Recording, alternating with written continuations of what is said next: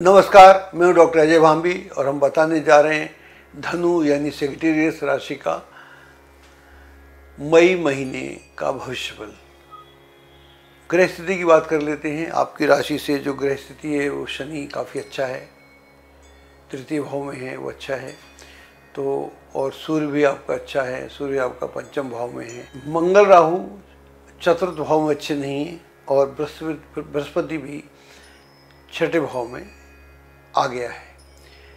तो हम बात कर रहे हैं कि फर्स्ट हाफ की बात करते हैं। फर्स्ट हाफ जो है आपका 1 मई से लेकर और 14 तारीख तक का जो समय है, ये समय थोड़ा सा मिला जुला समय है। इसमें कुछ काम तो ऐसे बनेंगे कमाल ही हो जाएगा, आप भी कहेंगे अरे वाह क्या बात है, इसकी तो उम्मीद नहीं कर रहे थे, वो काम एकदम से हो गया।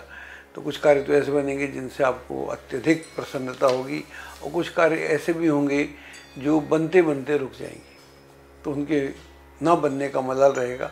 तो दोनों ही स्थितियां इन दिनों में आपको देखने को मिलेंगी और दोनों ही स्थितियों के लिए अगर आप तैयार रहेंगे तो मेरे को लगता है काफ़ी अच्छा रहेगा। वरना अच्छा होगा तो आप बहुत प्रसन्न हो जाएंगे, बुरा होगा तो फिर आप बहुत दुखी हो जाएंगे। दोनों ही स्थितियों में फिर आपका मन विचलित रहेगा, तो इसको ध्यान रखने की ज़रूरत है। और ऐसी स्थिति में मन को साधना चाहिए। तो मन को साधने के लिए मैं समझता हूँ कि सबसे बेहतर ध्यान होता है, मंत्र भी होता है, सभी कुछ होता है जो आपसे सध जाए। भक्त से बड़ा तो कोई होता नहीं, चाहे भक्त प्रहलाद हो, चाहे वो भक्त ध्रुव हो, उससे बड़ा तो कोई होता नहीं। लेकिन जो सध जाए, मंत्र सध जाए तो मंत्र, ध्यान सध जाए तो ध्यान, लेकिन कुछ ना कुछ करना अवश्य चाहिए। इस 24 घंटे में हम बहुत सारे काम करते हैं और अपने ऊपर ध्यान नहीं देते, और अपने ऊपर अगर हम ध्यान नहीं देते तो फिर जो ग्रहों को करना है, जो आकाश को करना है, वो करता है। तो इसलिए एक नियम बनाना चाहिए हर व्यक्ति को। जब वो अपने ऊपर ध्यान देता है तो वो बहुत अच्छे में, बहुत ज़्यादा मतलब आदमी कोठे पे चढ़ जाए ऐसा भी नहीं होता, और खराब हो जाए तो ऐसा भी नहीं होता है कि वो अपने को पाताल में घुसड़ ले। तो दोनों स्थितियों में एक संतुलित आदमी रहता है और संतुलन का होना बहुत आवश्यक है। और जब ग्रह स्थिति मिक्स्ड हो तो संतुलन की ज़्यादा आवश्यकता पड़ती है। तो आप देखिएगा, अगर आप कुछ करते हैं तो अवश्य करिए, वरना जिस भी देवी देवता को आप मानते हैं उसके प्रति अपने आप आराध्य हो जाएं। जो आपका आराध्य है उसके प्रति और ज़्यादा ध्यान देने की आवश्यकता है। ये भी एक कार्य है। अगर बाकी सारे कार्य हैं, खाना खाना एक कार्य है, तो आराध्य के प्रति समर्पित होना भी एक कार्य है। तो ये भी, इसको अगर ऐसे नियम बांध के चलेंगे तो मैं समझता हूँ फिर आदत में आ जाएगा। बहुत सारे लोगों की आदत में ही होता है, तो उन्हें कुछ करना धरना नहीं पड़ता, उठते हैं तो उठ के शुरू ही हो जाते हैं, प्रोसेस में है।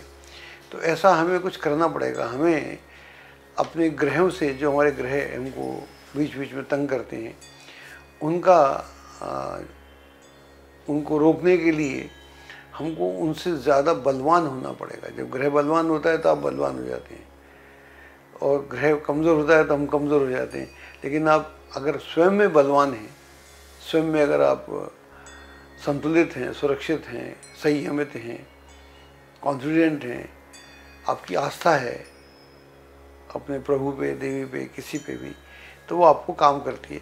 तो इन दिनों में आपको आवश्यकता है, इसलिए मैं आपको बता भी रहा हूँ।